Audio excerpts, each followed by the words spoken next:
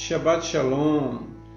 Hoje, 11 de janeiro de 2025, 11 de Tevet de 5785. A paraxá de hoje, Vayirchi, e ele viveu. Isso dizendo respeito à vida de Jacó, que ele vinha a falecer nessa paraxá, bem como José também.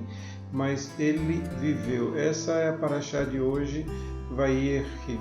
Hoje, como tópicos, nós temos Jacó adoece, Jacó abençoa José e seus filhos, a bênção com as suas mãos trocadas, isso para fazer uma referência ao que aconteceu com o próprio Jacó e Esaú quando foi para dar a primogenitura. Essa troca de mão não foi feita, de maneira que a primogenitura saiu para Esaú, quando na verdade deveria ir para Jacó, e todo um problema aconteceu a partir daí de desavença entre os irmãos. Jacó abençoa os filhos e morre, a lamentação por Jacó e o seu enterro, José anima seus irmãos e a morte de José. Esses são os 6 tópicos que nós iremos abordar na paraxá de hoje. A paraxá Vayirchi é a porção final do primeiro livro da Torá, ou seja, hoje nós terminamos então o livro de Gênesis. Na próxima semana, querendo Deus, nós iremos começar o livro de Êxodo, mas hoje termina a última porção do livro de Gênesis com a morte de Jacó e de José. O livro de Gênesis descreve as últimas ações de Jacó antes de sua morte no Egito. Ele fez José jurar que o enterrará na terra de Israel, como iremos ver, e iremos ver também os motivos. Jacó então dá aos filhos de José, Manassés e Efraim, uma bênção especial que lhes confere o elevado status de serem 2 tribos separadas dentro dos filhos de Israel. Por quê? Porque os 12 filhos de Israel contam com José e com Levi. Só que a herança da terra, nem José participa e nem Levi participa por motivos óbvios. A morte dos dois. Então, Levi ele passa a não ter terra em Canaã, na terra de Israel, e ele tem a porção dele sendo o próprio Deus, de maneira que Levi poderia habitar em qualquer região da tribo de Canaã, ou seja, em qualquer uma das tribos, em qualquer terra pertencente a qualquer tribo, que ele tinha esse privilégio, ou seja, ele não tinha direito à terra, mas poderia habitar em qualquer uma delas. E no caso de José, ele coloca os seus 2 filhos, Efraim e Manassés, para ser 2 tribos, ou seja, serem os próprios filhos de Jacó. Inclusive Jacó faz isso, ele diz: traga que são os meus filhos. E por esse motivo, Jacó, então, tornando Efraim e Manassés como filho dele, eles automaticamente passam a ter herança na terra. É por esse motivo que quando você vai olhar o mapa, você não vê nem José e nem Levi como donos de terra em Israel, mas você vê Manassés e vê também o Efraim. Na bênção, Jacó corrige o direito de primogenitura, trocando as mãos durante a proferir as bênçãos. Ou seja, quando existia a bênção da primogenitura e tinha no caso 2 filhos, como foi o caso de Jacó e Esaú, a mão direita para abençoar vai sobre o filho primogênito e a mão esquerda vai sobre o segundo filho.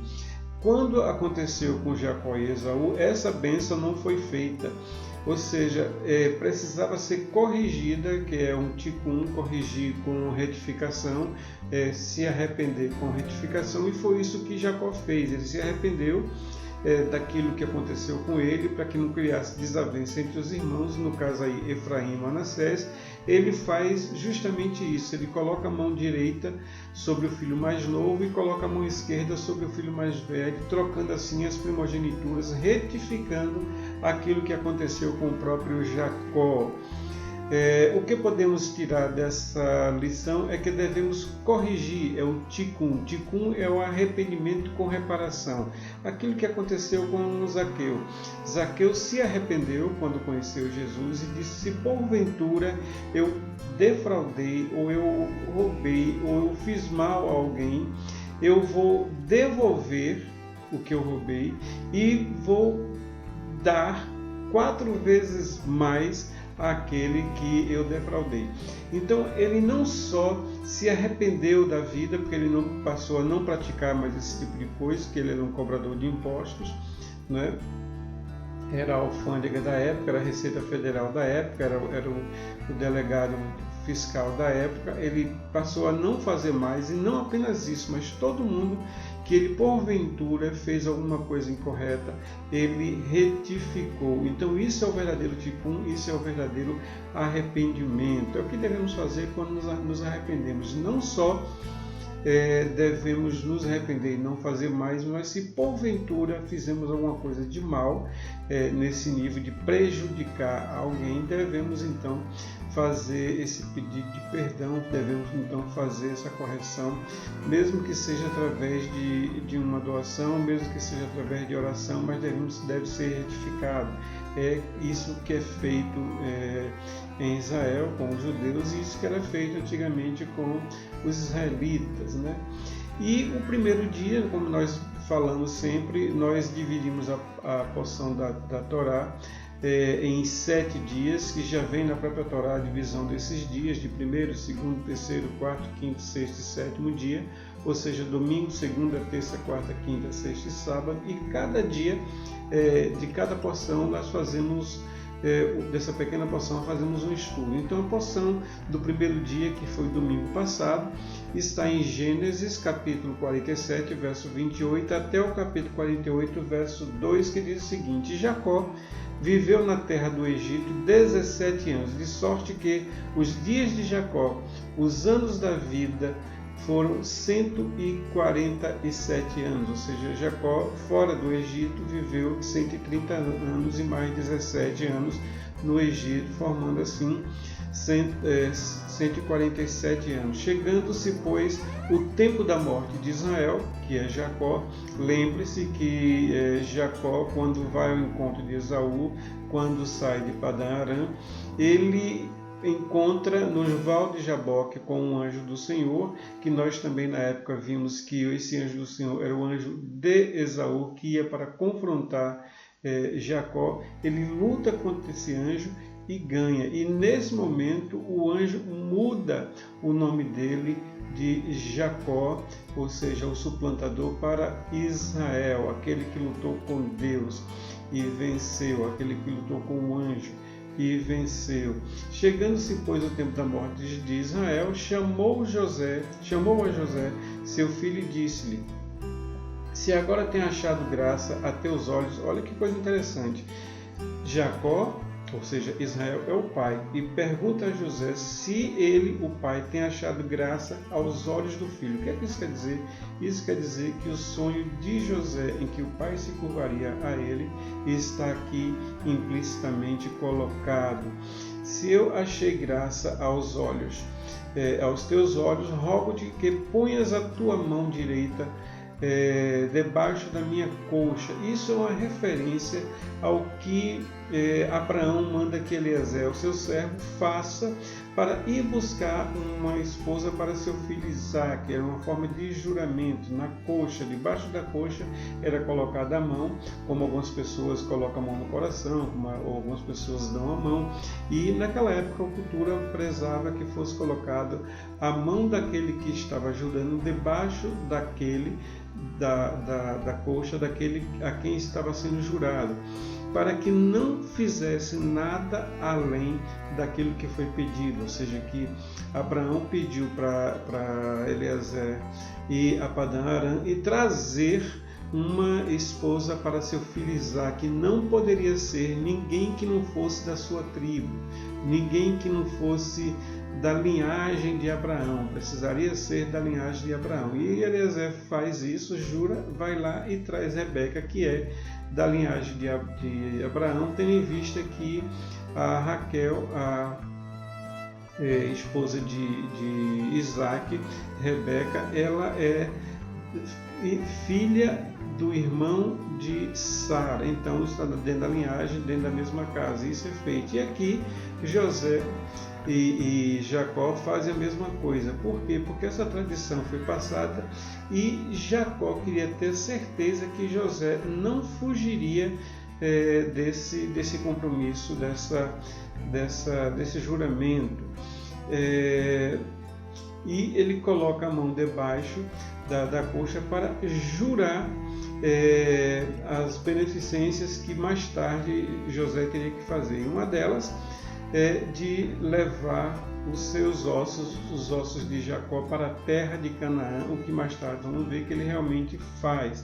Isso é uma correção do passado, ou seja, Jacó ali, já no leito de morte, fazendo correção da sua vida passada, para que ele pudesse então entrar como tzadik, como justo, no mundo vindouro ou no mundo dos espíritos. No segundo dia, na segunda-feira, temos o seguinte: aconteceu depois dessas coisas que alguém disse a José: eis que teu pai está enfermo. Então tomou consigo seus 2 filhos, Manassés e Efraim. Esses 2 filhos de José é que vai substituir o próprio José e a Levi. O nome de Manassés na Bíblia significa esquecimento. O que está colocando aí é para que todo o passado seja esquecido através da figura de Manassés, porque José tinha sido feito vítima dos seus próprios irmãos, então todo o passado estava sendo esquecido, ao passo que Manassés entraria a herdar uma tribo. Esquecimento ou perdão, enquanto que o nome Efraim significa dupla fertilidade, ou seja, 2 pessoas, Manassés e Efraim, estavam entrando na terra de Canaã como uma das tribos, trazendo assim 2 ramos de fertilidades para aumentar assim as tribos de Israel. Não só fertilidade em pessoas, mas fertilidade em trabalho, fertilidade em homens de guerra, fertilidades em absolutamente tudo. Então os 2 filhos entram como herdeiros da terra e consequentemente componentes da força e do trabalho de Israel.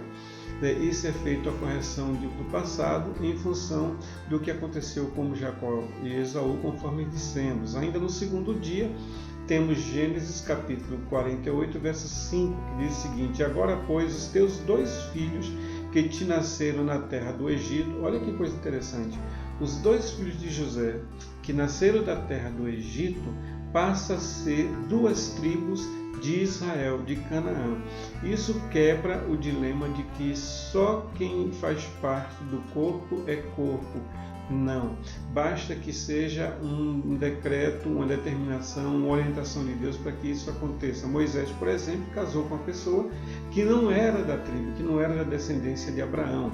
Não é? Basta que haja uma direção, uma pessoa, porque Deus, conhecendo o passado, o presente e o futuro, sabe o quanto essa pessoa pode agregar, pode ajudar, pode compor e ter o coração igual, similar, próximo do coração daqueles que fazem parte do corpo. Então a primeira coisa que a gente ressalta é isso. E continuando, diz o seguinte: antes que eu viesse a ti no Egito, são os meus. Efraim e Manassés serão meus, como Rubem, o primogênito de Lia, e Simeão, aquele que ouve. Então, quando Jacó, no caso Israel, diz isso, ele está dizendo o seguinte: a partir de agora, Efraim e Manassés serão como meus filhos e terão parte na herança, como Rubem, que é meu primogênito, tem, e como Simeão, o bom ouvinte, aquele que escuta, aquele que entende, que tem entendimento, e por ter entendimento, ou conjunto de entendimentos, tem sabedoria. Como eles 2, Rubem e Simeão, serão também Efraim e Manassés. É mais uma vez a ratificação da correção do passado quanto à primogenitura de Jacó sobre Esaú. Fez Manassés e Efraim, nascidos do Egito, parte da herança. A herança vem pela mãe. Isso é importante. Se um judeu casa-se com uma brasileira e tem um filho, esse filho não é judeu, esse filho é brasileiro. mesmo que nasça lá em Israel. Esse filho é brasileiro porque é filho de mãe brasileira. Se um brasileiro casa com uma judia e tem um filho, esse filho é judeu porque veio de mãe judia. Mesmo nascendo aqui, mesmo nascendo lá, nascendo aqui tem dupla cidadania. Então, a cidadania vem pela mãe e não pelo pai. Por esse motivo é que quando Mateus discorre, tanto Mateus quanto Lucas discorre, mas principalmente Mateus discorre sobre a genealogia de Jesus, ele vem citando os homens e quando chega em José casado com Maria, que também era da tribo de Judá, mãe de Jesus. E aí, nesse momento, a gente entende a primogenitura de Jesus, mas principalmente que ele era judeu, nascido de mãe judia. Ainda no segundo dia, diz o seguinte, Gênesis capítulo 48, versos 9 e 10. E José disse a seu pai: esses são meus filhos, que Deus me tem dado aqui. E ele disse: peço-te, traze-mos aqui, para que os abençoe. Os olhos de Israel, porém, estavam carregados de velhice, assim como os olhos de Isaac, lá em Gênesis capítulo 27, capítulo 27, verso 1. Ou seja, carregado de velhice, quer dizer, ele já não enxergava. Igualzinho o que aconteceu com Isaac, onde momento em que Jacó enganou Isaac, dando como valor ao fato de Isaac não enxergar mais. Nesse momento, Jacó passa pela mesma situação e faz a correção, ele mesmo não enxergando, e aí são feitas duas correções. A correção em que Jacó troca as mãos para abençoar o mais novo como primogênito e o mais velho como segundo filho, e também de José por não usar a cegueira, a falta de visão de Jacó para tirar algum benefício. Então essas correções foram feitas de maneira que eles se tornaram tessadiques, ou seja, justos, em função dessas correções que eles vêm fazendo diariamente nas suas vidas, a ponto de deles concluírem de forma exemplar, de forma correta a sua função e a sua missão aqui na terra. Ainda no segundo dia, versos 48, 15, capítulo 48, versos 15 a 16, diz o seguinte: e abençoou a José e disse: o Deus em cuja presença andaram os meus pais, Abraão e Isaque, o Deus que me sustentou a José até Jacó, até aquele momento, me sustentou até esses dias, o anjo que me livrou de todo o mal, abençoe esses rapazes, os dois filhos, e seja chamado neles o meu nome. Olha que bênção preciosa. O nome de Israel é chamado no nome desses dois filhos de José, que nasceram no Egito, mas tinham recebido a bênção aí, inclusive da primogenitura. O que isso quer dizer é que a bênção da primogenitura é maior do que seu estado de nação, ou seja, a sua origem de nação, é maior do que quem nasceu primeiro, quem nasceu depois, é maior do que qualquer coisa, porque a bênção de primogenitura é superior a tudo isso. Aí nós temos o entendimento do quão precioso é ser um primogênito, mas também agregado ao precioso está toda a responsabilidade de ser primogênito. E nisso Rubem tem um peso muito grande, porque Rubem, sendo primogênito, ele não deveria lá atrás permitir que os seus irmãos, porque ele tinha um poder para isso, não somente jogasse José em uma cova, mas que o vendesse. Essa responsabilidade de primogenitura estava na mão de Rubem, o que Rubem mais tarde vem a corrigir também. Jacó evoca os nomes de Abraão e Isaque para abençoar a Manassés e Efraim, ou seja, o nome de Abraão, Isaque e Jacó e as bênçãos agregadas a esses nomes, a essas pessoas justas, estava agora sobre a vida de Manassés e Efraim. No terceiro dia, na terça-feira passada, temos a porção de Gênesis, capítulo 48, 17 a 48, 22, que diz o seguinte, em Gênesis 48, 17 e 19. Vendo, pois, José que seu pai punha a mão direita sobre a cabeça de Efraim, foi mal aos seus olhos, e tomou a mão de seu pai para transpor de sobre a cabeça de Efraim a cabeça de Manassés. E José disse a seu pai: não assim, meu pai, porque este é o primogenitura, ou seja, Manassés era primogênito. Põe a tua mão direita sobre a sua cabeça. Mas seu pai recusou e disse: eu sei, meu filho, eu sei. Ou seja, José estava dizendo para Jacó, aí é sua correção em função daquilo que Jacó não fez lá atrás, que era para ele trocar a mão, porque o primogênito era Manassés e não Efraim. E Jacó diz assim: não. Eu sei, o que eu estou fazendo aqui é uma correção. Eu sei muito bem o que eu estou fazendo e por isso eu estou fazendo dessa forma, para que haja correção do passado e para que eles sigam bem. Essa correção é como se lá em Jacó, quando Jacó tira de Esaú de forma não correta, de forma fraudulenta, a primogenitura, é como se tivesse dado um corte e aí um outro corte e emendasse essas duas esses dois horizontes temporais, fazendo com que esse fragmento do meio deixasse de acontecer. E é isso que acontece quando fazemos o tikkun.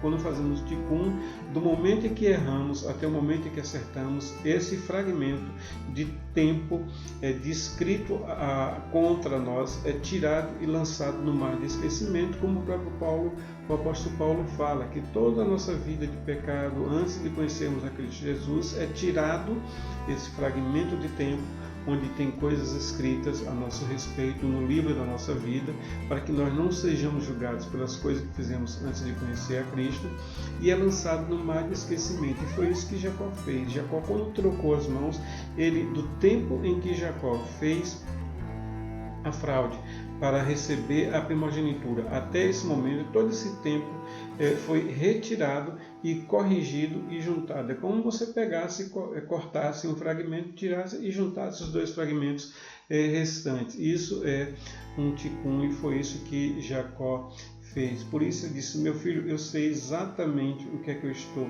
fazendo, porque eu sei o que foi que eu fiz.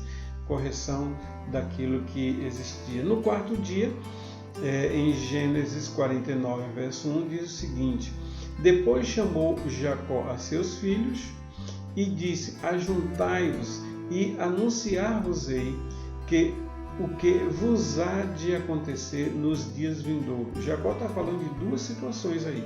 A primeira situação em que Jacó está falando a respeito da bênção que ele ia proferir é que essa bênção era para os dias vindouros desses filhos, mas também para os dias vindouros futuros, não só no tempo do Egito, quando eles passaram como escravos, depois do Egito e dos nossos dias. Por esse motivo e por essas bênçãos é que cada tribo de Israel, cada uma das 12 tribos, tem uma bênção, e por esse motivo dessas bênçãos é que eles são resilientes, eles são resistentes e vivem e prosperam até o dia de hoje. Pra você ter uma ideia, Israel ele cabe dentro do estado de Sergipe. E aí você tem em todo o Oriente Médio, todos os países que circundam Israel são inimigos de Israel. Alguns não são manifestos porque têm benefícios de Israel, como é o caso da Jordânia, que recebe água e energia de Israel, né? Mas outros países se levantam contra Israel, porque Israel para eles é algo que não deveria existir, mas Israel existe por causa dessas bênçãos. Outra bênção de Israel: a faculdade hebraica de Israel, 30% todos os prêmios Nobel são conferidos a pessoas judias que passaram por lá e que tiveram e que fazem parte do povo judeu. 30% dos prêmios Nobel. Isso quer dizer 30% de toda descoberta, toda invenção que mereceu um prêmio Nobel, 30% estão com esse pequeno estado, essa pequena nação que cabe dentro do estado de Sergipe. Isso quer dizer que quando somos abençoados e cremos nessa bênção que está sobre nós, nós vamos andar mesmo com muita dificuldade, mesmo com muitas lutas, mesmo com vontade de desistir, mesmo com tudo ao contrário, que a gente não veja solução, nós por algum motivo superior, espiritual, nós buscamos o dia seguinte para termos mais uma oportunidade de fazer com que as bênçãos se cumpram em nossas vidas. E é isso que Jacó está determinando aqui. Então, Jacó, através de revelação divina, anuncia o futuro de cada filho em um ato profético. Tanto do que iria acontecer nos anos vindouros, inclusive estarem dentro como escravos no Egito por 440 anos e nos anos seguintes até os dias de hoje. Quanto a Rubem, Jacó diz o seguinte, que ele é primogênito, é a força de Jacó, porque foi o primeiro filho, onde Jacó estava jovem, com muita vitalidade. A força de Jacó, excelente em alteza e poder, porque o primeiro filho sempre é cercado de muito amor, muito carinho, muita assistência. Ele estava cercado de excelência em alteza e poder, impetuoso como a água, ou seja, nada ficava na frente dele, ele não tinha dificuldade que ele não enfrentasse, não tinha barreira que ele não transpôsse, ele era impetuoso como a água mesmo sendo fluida, ela passa por cima de vales, montanhas e tudo que ela encontra como barreira, ela transpõe, assim como Rubem, e é assim que o povo de Israel vive. Então você veja que as bênçãos que estão sendo colocadas sobre eles é a própria vida de Israel. Né? Deixará a excelência por contaminar a cama de Jacó com Bila. O que isso quer dizer? Parte da vida de Rubem foi diminuída em cima dessa bênção porque ele deitou-se com Bila, que era a concubina de seu pai. Isso era um ato muito grave. Por esse motivo, esse brilho que ele tinha foi diminuído. E a diminuição de um brilho produz o aumento de um outro brilho, que foi o brilho de Judá. Quando vemos o evento de José com seus irmãos, vemos que Rubem ele se coloca pedindo perdão, declarando o que eles fizeram, mas é Judá que se coloca no lugar de Benjamim, dar-se como prisioneiro de José, traz para ele a responsabilidade de tudo e ainda diz o seguinte, que se porventura, fala o pai a Jacó, se ele não trouxesse de volta a Benjamim, ele seria culpado para a eternidade, para o resto da sua vida. Ele seria culpado e sentiria-se culpado e aceitaria essa culpa para o resto da sua vida. Nesse momento que ele faz isso, essa luz que estava sobre Rubem, que não agiu corretamente como primogênito no evento de Jacó, e também nesse momento que ele faz algo que não deveria, de ter se deitado com a concubina de Jacó, ele apaga a sua luz, mas Judá aí então entra e revela uma luz muito superior à própria luz do primogênito, que era Rubem. Simeão e Levi, a bênção que vem sobre Simeão e Levi, são irmãos, está em Gênesis capítulo 49, verso 5, são irmãos, as suas espadas são instrumento de violência. Do lado do que eu estou falando, tem aqui uma figura, essa figura é a bandeira dessa tribo. Então, como é que acontecia? As tribos, quando se levantavam, isso no tempo do deserto, quando se levantavam e iam marchar, as tribos iam marchando, né, cada tribo, uma após a outra, e na frente do pavilhão, ou seja, na frente da tribo, ia uma bandeira identificando aquela tribo. E essa era a bandeira de Simeão. E o que diz Simeão e de Levi é justamente isso. São irmãos, né, filho do mesmo pai e da mesma mãe, porque Jacó foi casado com duas mulheres e teve duas concubinas, e Simeão e Levi eram irmãos, filhos do mesmo pai e da mesma mãe. As suas espadas são instrumentos de violência, e diz o seguinte, o que é que eu escrevi a respeito disso? Minha alma e a minha glória não se ajunte, pois no meu furor mataram os homens da cidade de Siquém por causa de Diná e arrebataram os bois. Que episódio é esse? Siquém, o rei de Siquém com o seu filho, então ele vai e pega Diná e faz a mesma coisa com Diná e toma elas à força e estupra Diná. Ele busca Jacó, se coloca a Jacó, reconhece o erro que ele fez, tanto ele quanto o pai, o rei de Siquém, reconhece esse erro, se coloca para casar com ela, assumir o casamento, ser marido dela e corrigir esse erro, e que as duas nações, Siquém e Israel, passassem a ser uma só nação, e que as mulheres de Siquém viessem a casar-se com os homens de Israel, e os homens de Siquém viessem a casar-se com os homens de Israel. Então, esse acordo foi feito uma tentativa, todavia Jacó não aceitou, mesmo os homens de Siquém fazendo a circuncisão, que é a retirada da pele do prepúcio, do órgão genital masculino, para se identificar com a tribo de Israel.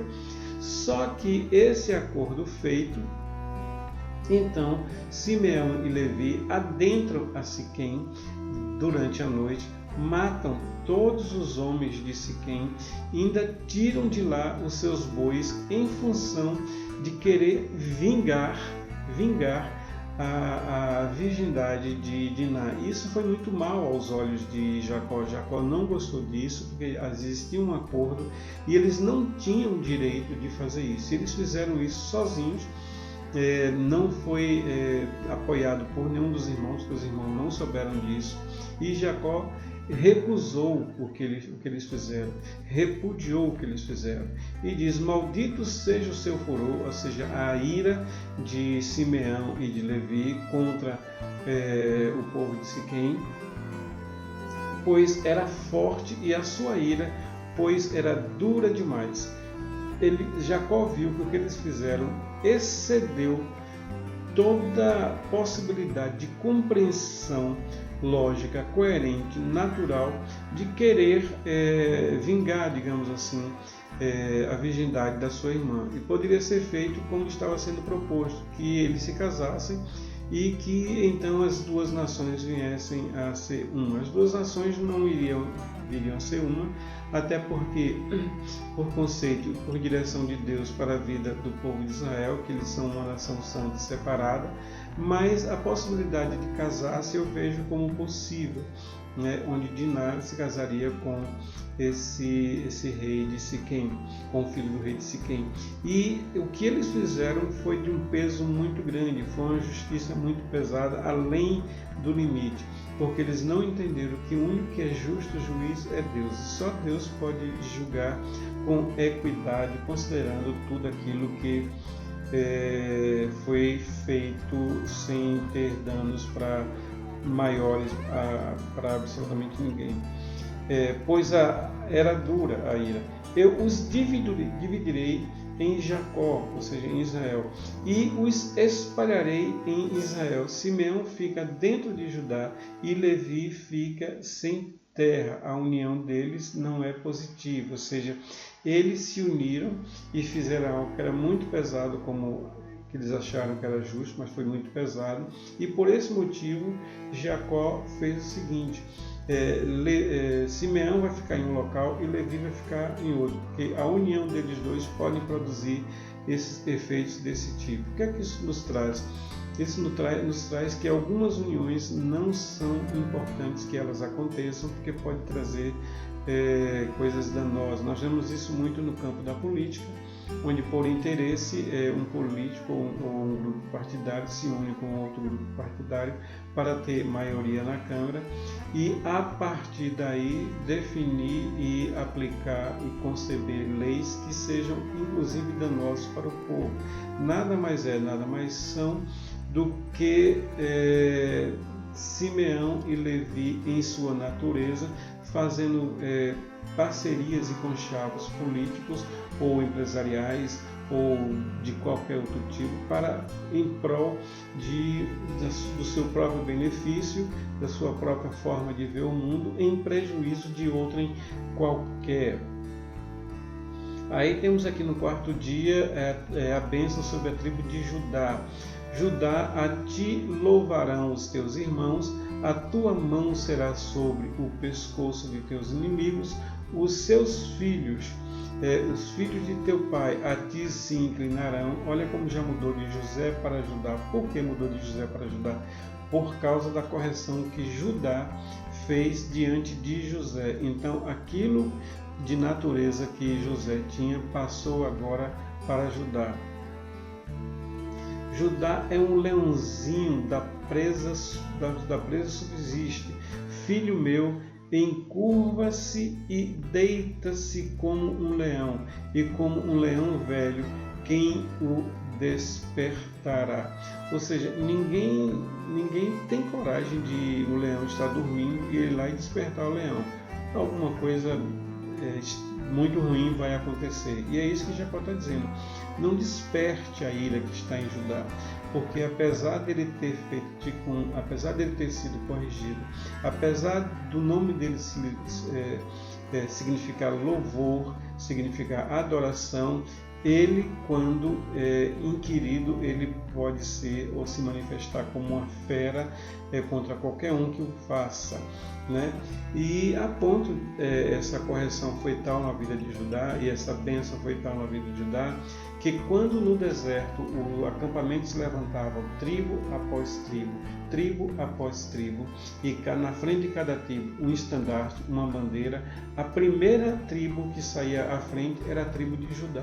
Então nós temos aqui um conceito muito interessante. Em tudo que devemos fazer enquanto corpo de Cristo, enquanto eu, pessoa física, individual, o Judá tem que ir primeiro, ou seja, o louvor tem que ir primeiro. Por esse motivo é que nos cultos, no cristianismo e no judaísmo, primeiro começa-se com música e adoração, porque Judá tem que ir na frente. Então eu tenho que ter uma mente espiritual para entender que são tribos, né? Porque todas as tribos formam o corpo de Israel, todas as tribos formam o corpo de Cristo, todas as tribos somos nós, né? Que em tudo que nós venhamos a nos levantar e andar, que o louvor vá à frente. Esse é um ponto que é importante. Outra coisa é que o cetro do Egito estava na mão de José, e pela correção que Judá fez em sua própria vida, o cetro de Israel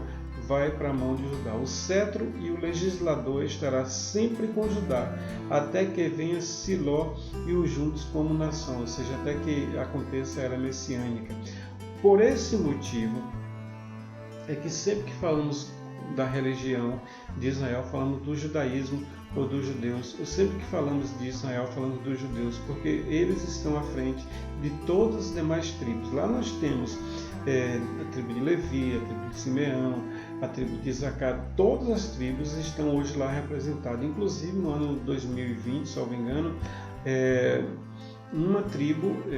uma das tribos que existia na África foram migradas para Israel, a chamado do primeiro-ministro de Israel, dando a eles não só a cidadania, porque eles fazem parte da tribo de Israel, mas também toda a estrutura física de casa, de trabalho, para que eles possam morar. Por quê?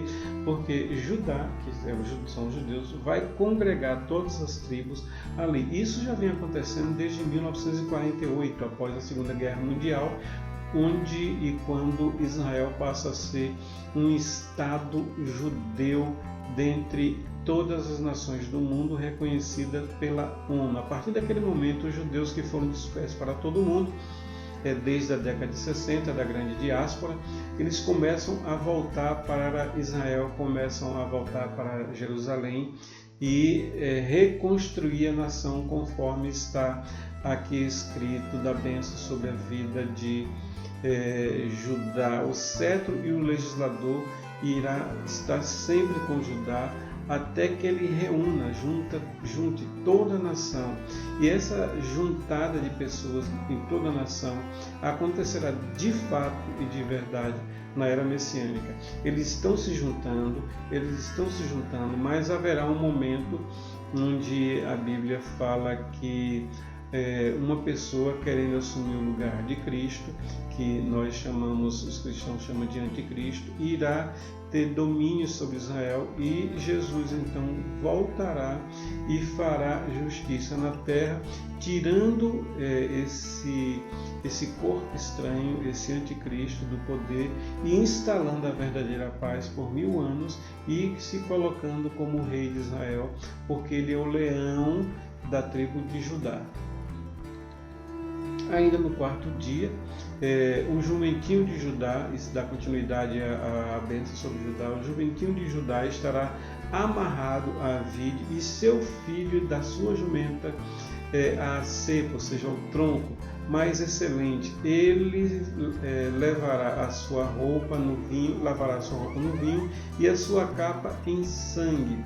Se você for fazer uma analogia e buscar nos textos bíblicos o significado dessa passagem, você vai entender o que Jesus fez lá na sua entrada triunfal. Ele manda que seus 2 discípulos vão até a cidade, até o campo, e apanhem um jumentinho, filho de jumenta, para que ele pudesse montar e entrar na cidade como rei. Então, ele, Jesus, como rei, juntar da tribo de Judá, monta em um jumentinho, cumprindo assim essa profecia, e entra em sua entrada triunfal na cidade de Jerusalém. Os olhos vermelhos de vinho e os dentes brancos de leite nos fala, entre outras coisas, de guerras, iras e etc. Desde que Israel passou a ser Estado, ou seja, em 1848, Israel não para de guerrear.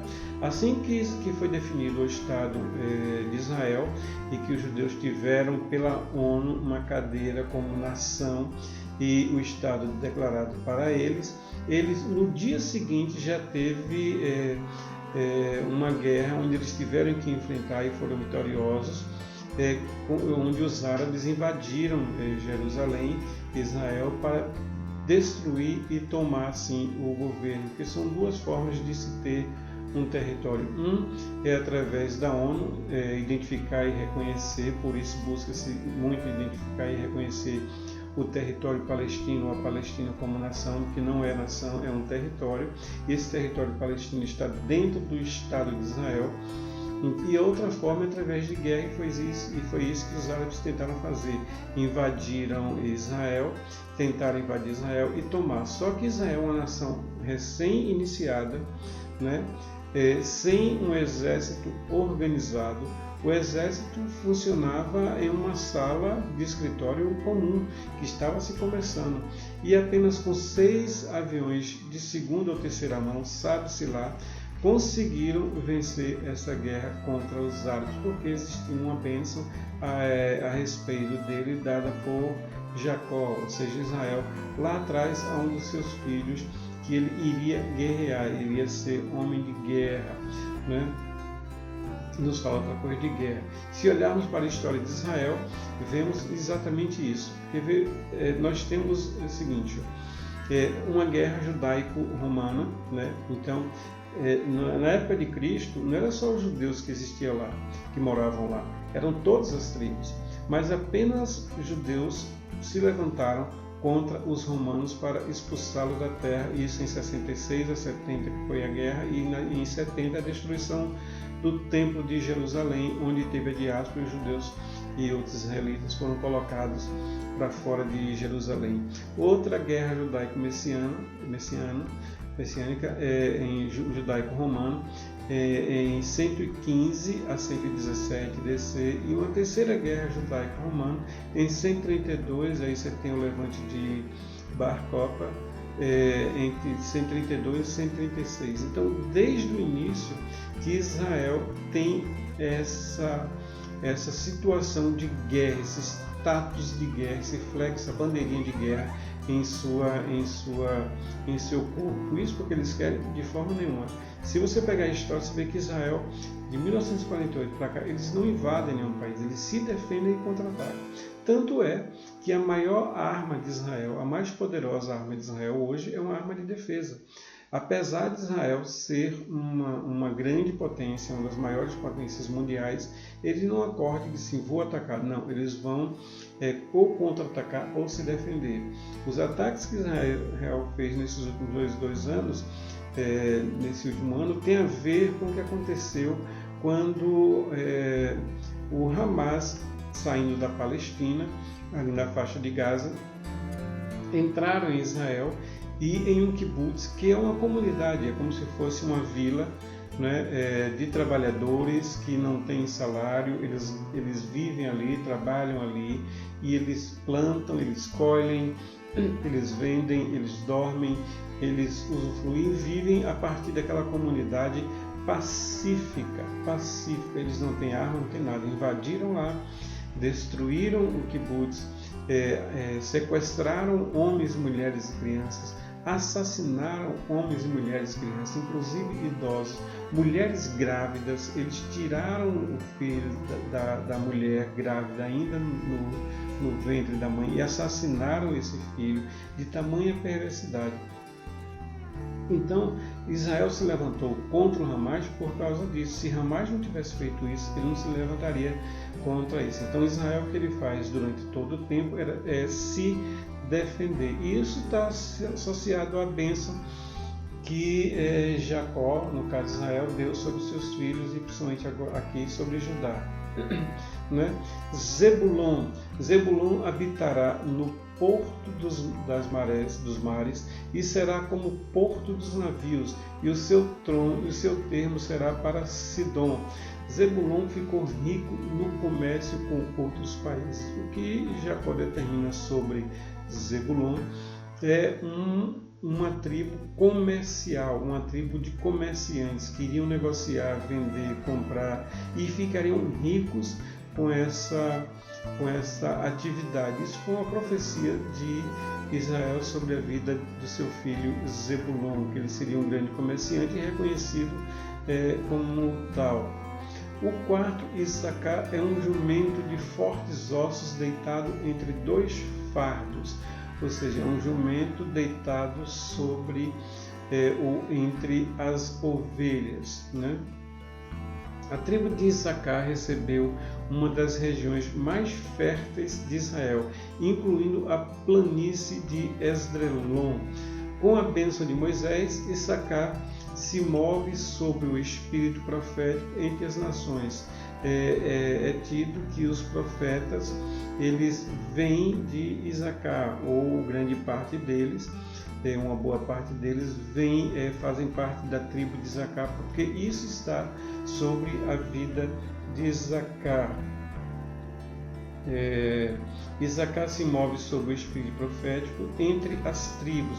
O símbolo é um jumento, e foi exatamente um jumentinho que carregou Jesus, o leão da tribo de Judá, em sua entrada triunfal em Jerusalém. Ou seja, como um ato profético, Issacar, o jumentinho, entra com Jesus, o Rei dos Reis, que veio e voltará, em Israel, em uma ação triunfal, tomando ali o reino.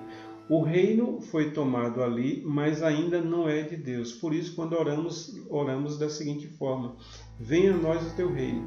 O reino já está aqui, mas não foi implantado em sua plenitude. O reino está aqui a partir do momento que Cristo esteve aqui.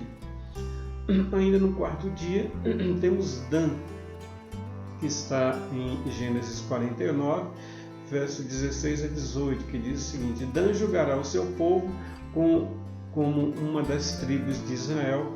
Dan será serpente junto ao caminho, uma víbora junto à vereda, que morde os calcanhares dos cavalos e faz cair o seu cavaleiro por terra. A tua salvação espera o Senhor.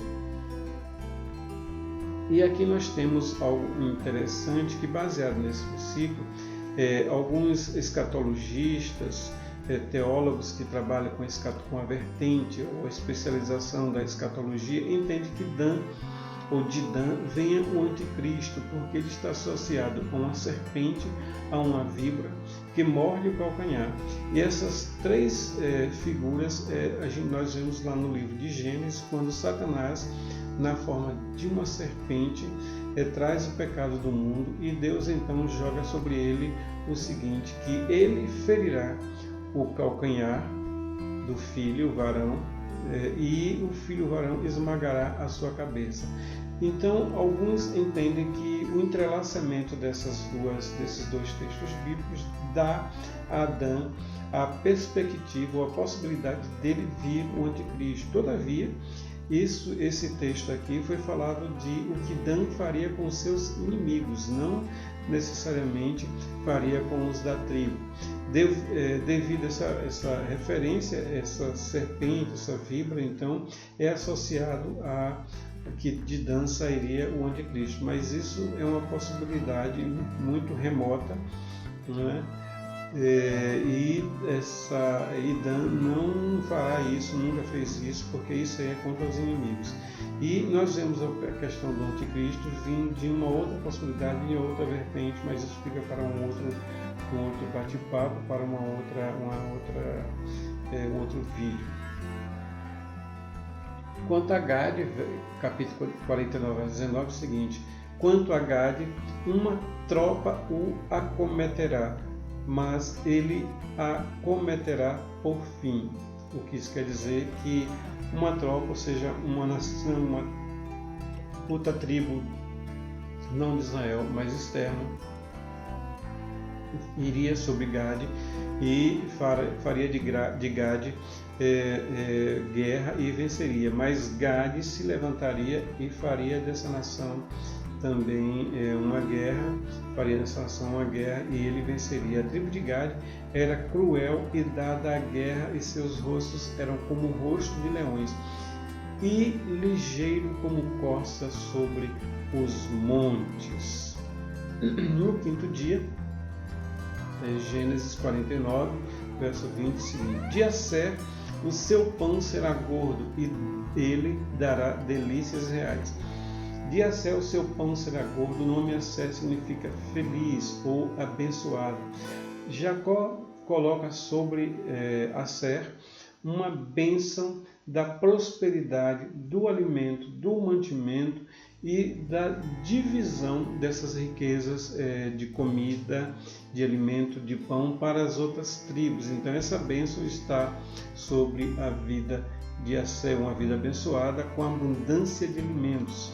E isso foi o que aconteceu durante todo o tempo. Naftali é uma gazela solta e de palavras formosas. Naftali foi rico em favores e repleto das bênçãos do Senhor. Herdou as terras do oeste e do sul e de Israel. Naftali significa minha luta, meu combate. Traz no símbolo ligado a uma força e a coragem. Nesse símbolo, Naftali ligado a uma gazela, uma gazela formosa, traz a força e a vitalidade. Por quê? Porque quem consegue pegar uma gazela? Nem leão em suas batalhas sempre tem vantagem sobre uma gazela, devido à sua rapidez, a sua agilidade e a sua resistência. Então, Naftali, ele entra aí, ele foi abençoado com essas características. Nem sempre quem vai contra Naftali tem êxito. Na verdade, a maioria das vezes ela consegue fugir, escapar e lutar pela sua própria vida. José, ele faz parte das tribos, porque é um dos filhos, mas ele não herda a terra. Quem herda a terra, como nós vimos, são seus filhos. José 49, 22 e 24. José é um ramo frutífero junto à fonte, ou seja, Salmo que diz, como árvores plantadas junto a riacho, ou seja, são frondosas, são belas, são viçosas e irá produzir frutos, que foi o que José fez com o Egito. José transformou o Egito na potência mundial na época que existia, né?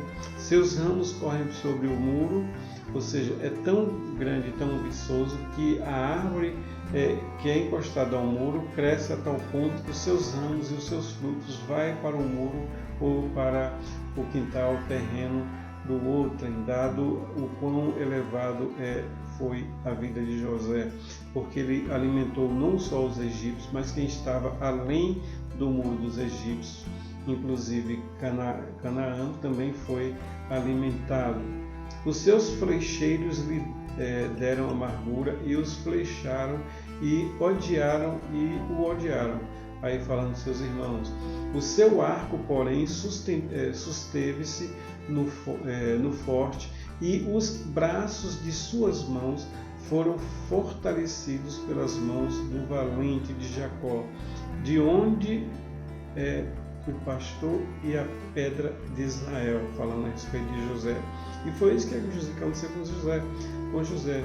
Apesar dele ser traído, jogado de um fosso, vendido, ele subsistiu a tudo isso aí, deu a volta por cima, chegando a ser o segundo no Egito, o primeiro depois de Faraó. Os braços e mãos fortes, o Deus de Jacó o ajudaria e ajudou, o poderoso o abençoou. As bênçãos dos patriarcas estarão sobre a sua cabeça, como fez Jacó quando abençoou seu filho. Ele atraiu a bênção de Abraão, de Isaac e dele e colocou sobre seus filhos. E quem são os filhos senão a segunda geração dos pais? Ainda no sexto dia, vamos ver a tribo de Benjamim. Benjamim é lobo que despedaça pela manhã, comerá a presa, e à tarde repartirá o despojo. Nós temos como os inimigos de Davi, nós temos que Davi lutou com o urso, Davi lutou com o leão, Davi lutou contra várias tribos, venceu todas elas. Em uma só guerra ele matou 10.000 inimigos. Em outra guerra ele não só matou, mas tirou o prepúcio de 200 homens a pedido de Saul, mas o seu maior, o rei de Israel, então, mas o seu maior inimigo não foi nem o urso, nem o leão, nem o gigante Golias e nenhuma nação que ele foi contra. O seu maior inimigo foi Saul, o rei de Israel. E Saul era da tribo de Benjamim. Então, o seu maior inimigo, o maior inimigo de Davi, foi um lobo, ou foi Saul, que a todo tempo, por inveja, assim como os irmãos de José tiveram inveja dele, tentou matar Davi para que esse não viesse a ser rei em seu lugar. Mas Deus já tinha definido que Saul deixaria de ser rei, como deixou, e Davi iria assumir o seu lugar como sendo um homem segundo o coração de Deus. Benjamim foi o único filho de Jacó que nasceu na terra prometida. Por ser o último filho, ele já estava na terra prometida, em Canaã, e foi ele que nasceu lá, o único. O nome Benjamim significa filho da mão direita. A tribo de Benjamim teve como rei Saul, o primeiro rei de Israel. A tribo de Benjamim tinha cidades como Jerusalém, Betel, Gibeão, Gibeá e Jericó. Então você vê o leque de poder e de abrangência que tinha a tribo de Benjamim. No sexto dia ainda nós temos Gênesis capítulo 49, verso de 30 a 32, que diz o seguinte: Na cova que está no campo de Macpela, que está em frente a Manre e Carvalhais, lá onde Abraão encontrou com os anjos antes deles irem a Sodoma e Gomorra para destruí-la, a qual Abraão comprou com aquele campo de Efron, o Eteu, por herança de sepultura. Ali sepultaram Abraão e a Sara, sua mulher. Ali sepultaram a Isaque e a Rebeca, sua mulher. E ali eu sepultei a Lia, a sua primeira esposa. O campo e a cova que está nele foram comprados aos filhos de Et, Então aí nós temos uma passagem interessante que ao ler a gente não consegue ver a dimensão dessa passagem. A dimensão dessa passagem é que aqui está em detalhamento a escritura do Estado de Israel, ou seja, quem comprou aquelas terras, quando foi, para que foi e na mão de quem. Então Israel é por herança, por compra, por legalidade do povo de Israel, do povo judeu, desde a época de Abraão, e que sucessivamente vieram comprando terras e agregaram para si. Então aí eu tenho uma escritura da compra da terra de Israel pelos seus patriarcas. Aí também é uma coisa interessante que diz o seguinte: ali sepultaram a Isaac e a Rebeca, sua mulher, e ali Jacó sepultou a Lia. Jacó teve duas esposas, Lia e Raquel. Lia foi a que primeiro casou com ele, e em seguida Raquel casou 7 anos logo em seguida, mas ele pagou isso 7 anos depois. Algo interessante é que a gente lê na Bíblia, os textos bíblicos, e vê que Jacó era apaixonado por Raquel, mas a sua esposa, com direito à questão hereditária e a árvore genealógica, é de Lia. Por isso Lia que foi enterrada junto com os patriarcas e não Raquel. Raquel foi enterrada lá em Belém, no caminho de Efrata, que nós vamos ver logo adiante. 49:33 diz o seguinte: acabando, pois, Jacó de dar instruções a seus filhos, encolheu os pés na cama, como se tivesse encolhido com frio, e expirou, ou seja, morreu, e foi congregado a seu povo. Essa expressão, foi congregado a seu povo, parece que ele apenas deixou de estar ali e foi estar com seu povo, como se tivesse ido andando a um lugar onde o povo dele estava, ou seja, os patriarcas, seu pai, seu avô estava. Por esse motivo é que a gente entende quando Deus fala que ele não é um Deus de morto, mas um Deus de vivo, que ele diz: eu sou o Deus de Abraão, de Isaac e de Jacó. O certo talvez fosse ele dizer: eu fui o Deus de Abraão, eu fui o Deus de Isaac e eu fui o Deus de Jacó. Na verdade ele diz: eu sou o Deus de Abraão, de Isaac e de Jacó. No primeiro momento é porque Deus não está limitado ao tempo e não corre a vida como nós corremos o tempo, porque Deus está fora do tempo, de maneira que o passado, presente e futuro está diante deles. Esse é o primeiro ponto. E o segundo ponto é que aqueles que morrem não estão mortos para Deus, estão vivos para Deus. Por isso que ele referencia o nome. A Parashá descreve as últimas ações de Jacó antes da sua morte no Egito. Ele faz José jurar que o enterrará na terra de Israel. Jacó morre aos 147 anos, ou seja, 130 ele passou fora do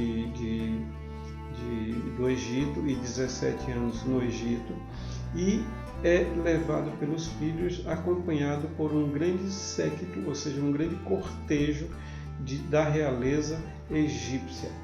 A honra de Jacó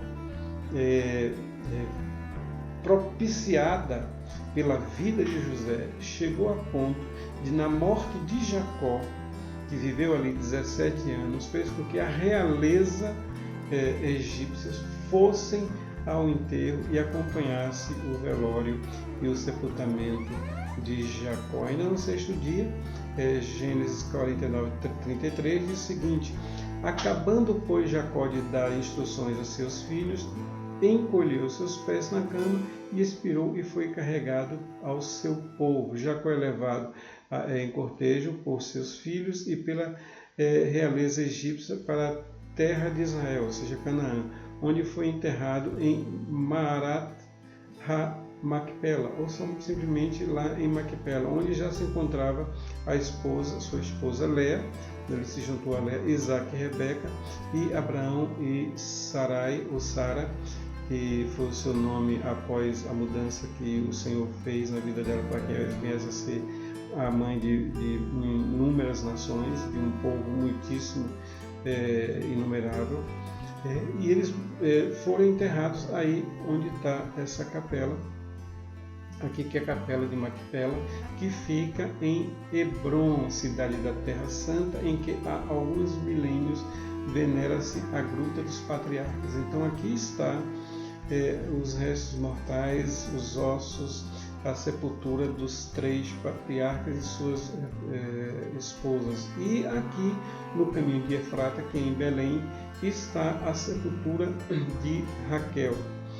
A sepultura de Raquel e a sepultura dos patriarcas. Rebeca foi enterrada no caminho de Efrata, que é Belém. E tu, Belém Efratas, de maneira nenhuma é a menor. Não é menor que uma patriarca está enterrada aqui, e não é menor principalmente porque de Belém veio o Salvador. No 6º dia ainda, em Gênesis 50, versos 6 e 7, diz o seguinte: E Faraó disse: Sobe e sepulta o teu pai, como ele te fez jurar. E José subiu para sepultar seu pai, e subiram com ele todos os servos de Faraó, os anciãos das suas casas e todos os anciãos da terra do Egito. Olha o tamanho desse cortejo para enterrar uma pessoa que não é egípcia, mas o reconhecimento da realeza, do ser patriarca de uma nação em que José, que foi o promotor de toda a glória do Egito, propiciou. Sobe é uma indicação de elevação. Lembre-se, quando ele estava em Canaã, o patriarca Jacó mandava seu filho: desce ao Egito. Por que desce ao Egito e sobe a Canaã? Porque o Egito era sinônimo na época de escravidão, de idolatrias, porque o Egito ele tinha para cada evento ou objeto da natureza um deus. Então tinha o deus sol, o deus lua, o deus rio, um deus com cabeça de crocodilo, um deus com corpo e cabeça de rinoceronte, de águia, de rã, enfim, um Deus para cada coisa. Então essa expressão descer é descer para um local onde havia idolatria de todo tipo, e onde a idolatria é uma ligação apenas com o mundo material. E quando o faraó diz sobe, ele está falando de uma elevação desse povo e consequentemente de Jacó, que ia ser enterrado na terra de Canaã, lá em Maquipela, como vimos, com um cortejo do Egito, mais elevação porque lá em Canaã e no Israel hoje não tem o Israel israelita, judeu, não tem idolatria, onde eles não adoram nem se reverenciam a outro Deus qualquer, a não ser o Deus de Israel, o Deus de Isaac, o Deus de Jacó, o Deus de Abraão.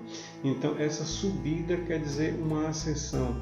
Não sei se vocês se lembram, se não se lembram, peço que olhem as duas paraxás anteriores, que nós falamos sobre essa questão da elevação, onde temos no plano físico Malhut, que é o mundo que nós vivemos, o mundo da matéria, Malhut, e temos Keter, que é o mundo da coroa, onde está os mais sublimes elementos, onde está inclusive a luz do infinito, que é o próprio Deus. Então quando ele diz leva ele para lá, ou seja, tira ele de Malhut e leva ele para Keter, tira ele do Egito, a terra de idolatria, e leva ele para uma terra elevada onde não há idolatria, apenas reverenciando o Deus de Israel, único Deus e monoteísta, aquele povo vindo a partir de Abraão. No 7º dia, temos aí capítulo 50, versos 18 a 21, diz o seguinte: depois vieram também seus irmãos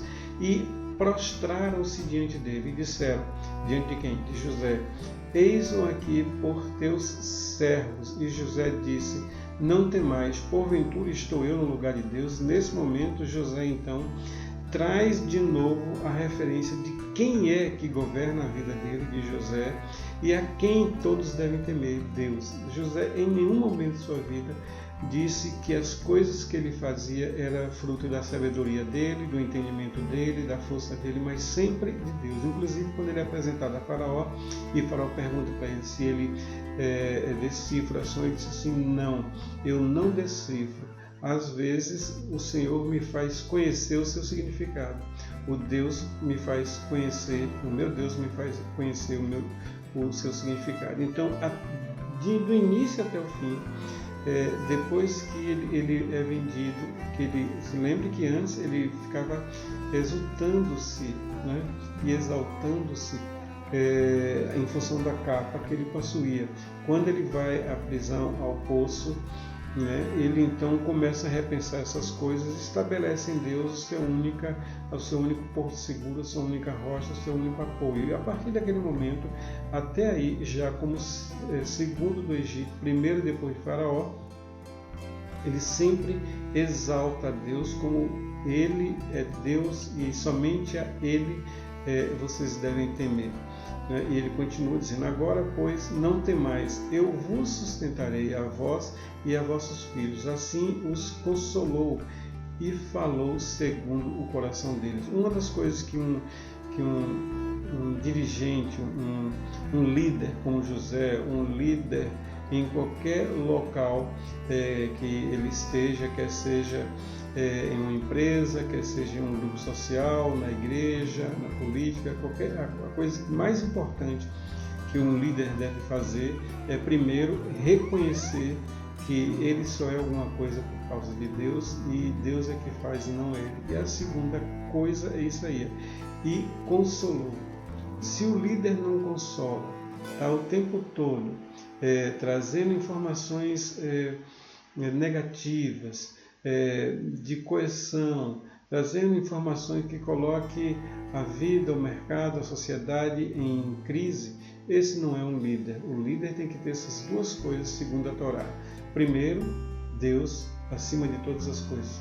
E segundo, ele tem que aprender e saber consolar os seus súditos. Mais uma vez, José exalta a Deus. Ainda no 7º dia, capítulo 50, 22 a 25, diz o seguinte: José, pois, habitou no Egito, e ele e a casa de seu pai, ou seja, todas as 12 tribos, todos os filhos, todos os netos, todo mundo, todos os serviçais, todos da casa de seu pai moraram no Egito. E viveu José 110 anos, e disse José a seus irmãos: eu morro, mas Deus certamente vos visitará e vos fará subir desta terra, a terra que jurou para a terra que jurou a Abraão, Isaque e a mim. Olha que ele nem fala Israel, ele fala Jacó. Deus jurou a Jacó, porque foi lá quando Jacó saiu de Canaã e foi para Padã Arã, que ele deita em Betel, coloca a cabeça em uma rocha, que é uma figura de Jesus. Ele recebe a promessa de Deus, Jacó, que dele viria também uma grande nação, que seria de Abraão e Isaque, e a partir dele. Por isso que ele coloca Jacó e não Israel, porque essa promessa foi feita a Jacó. E Israel foi apenas a consolidação e a execução, a efetivação dessa promessa. E José fez jurar aos filhos de Israel, ou seja, seus irmãos, dizendo: certamente vos visitará Deus e fareis transportar os meus ossos daqui. Olha que coisa interessante. Abraão e Isaque já estavam enterrados lá. Jacó agora estava saindo do Egito e estava sendo enterrado também lá. E José diz: olha, eu quero que vocês jurem que os meus ossos, quando eu morrer, vocês tirem daqui e também levem para lá, me coloquem na terra de Israel. Porque José já tinha tido a visitação do Senhor e a revelação, como ele teve através dos sonhos lá atrás, que Israel ficaria aí por um tempo, serviria como escravo, como também foi revelado a Abraão, serviria como escravo, mas no fim do seu serviço, que passou 440 anos, Deus iria visitá-los e tirá-los de lá. E ele diz: quando isso acontecer, peguem meus ossos, não deixem aqui no Egito, ou seja, em Malhud, e levem até Canaã, ou seja, ascendam com os meus olhos, com os meus ossos, até Kéter, até o mundo superior, subam com ele, façam elevação dos meus ossos. Isso foi prometido, isso foi feito. Também nos dá uma figura a respeito disso, que no arrebatamento não ficará nada nosso aqui, nada. Tudo será levado desse Egito, desse mundo físico que nós vivemos. Tudo que no arrebatamento Paulo fala que os que estão mortos ressuscitarão, ou seja, suas carnes e seus ossos se reunirão, como acontece na revelação que tem dos ossos secos de Ezequiel e como aconteceu também com Lázaro, a recomposição física do corpo, e depois então esse corpo será transformado no mesmo momento em que os salvos que ainda estão na terra vivos terão também os corpos transformados, que eles estarão vivos, consequentemente em carne e osso. Aqueles que ressuscitarão estarão agora vivos em carne e osso, e esse carne e osso serão transformados em seres de luz e serão elevados à presença de Deus. Essa elevação vai acontecer. Por esse motivo, nada nosso, nem osso, nem cabelo, nem carne, nada nosso ficará aqui nesse plano material, nesse Malhut, nesse Egito que nós vivemos. Por quê? Porque é promessa. Nós temos que ser elevados, nós seremos elevados através da transformação dos nossos corpos para corpo incorruptível, e aí então viveremos eternamente com Deus. Então isso aqui também é um ato profético, não apenas para o que aconteceria com Israel após o Egito, na saída do Egito com José, mas também para nossas vidas de hoje. O Mafdir, que quer dizer conclusão, está em Gênesis capítulo 50, verso 23 até o 50, 26, de 23 a 26, e a Haftarah, que é a inserção de Vaierre, eu botei Miquetes, Vaierre, está em 1 Reis 2, 1 até o versículo 12. Essa inserção é um texto além da Torá, que pode ser um salmo, pode ser um capítulo de Reis, Crônicas, um profeta, que é colocado ali para nos ampliar a visão da porção da Torá que nós vimos, que nós estudamos. Hazak, Venit Hazak, ou seja, força, que sejamos fortalecidos em Deus para uma nova semana. Shavuot, Shabbat Shalom a todos que participaram e participam dessa Parashá. Muito obrigado por terem participado. Em nome de Yeshua HaMashiach, que o Eterno vos abençoe.